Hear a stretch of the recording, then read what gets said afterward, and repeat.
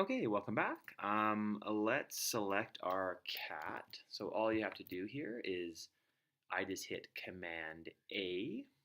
Um, Actually, you know what? I'm going to show you a bit of a trick here. I'd hit Command Z. If you want to select just certain parts of your cat, you can click on this little arrow key right here. And for example, let's say I just want to, I don't know, move an eyebrow. I can click on the eyebrow. See that? It just selects the eyebrow. And I can move the eyebrow around. For example, or I could click on the mouth, click on the little arrow key, click on the mouth, and then I could just move just the mouth around. So it's kind of cool. This is a selection tool, and it will select just certain components. But we don't want to select certain components. We want to select the entire object. So we're going to hit Command A or Control A. And if you recall before, we talked a little bit about centering our model. So you could click isometric or, sorry, orthographic right there. And you can click on this little button here. And that will, so again, orthographic in that button, and that will center your model and make it nice and straight. And then here we can click on our little arrow keys, and we could pull our model up this way, but there's another way to do it. If you go over to this tool here, you can see down here, there is something called a loop. And under the loop, you can use these tools to move things up and down. So we want to move our cat up on the Z axis, so we can click Z plus, and that will move it up. You'll notice there's also flip.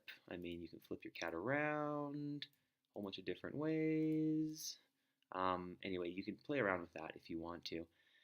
But this loop tool basically essentially will move your object around on the different axes if you don't want to use this tool. So it's very handy. Let's go to the bottom of our cat.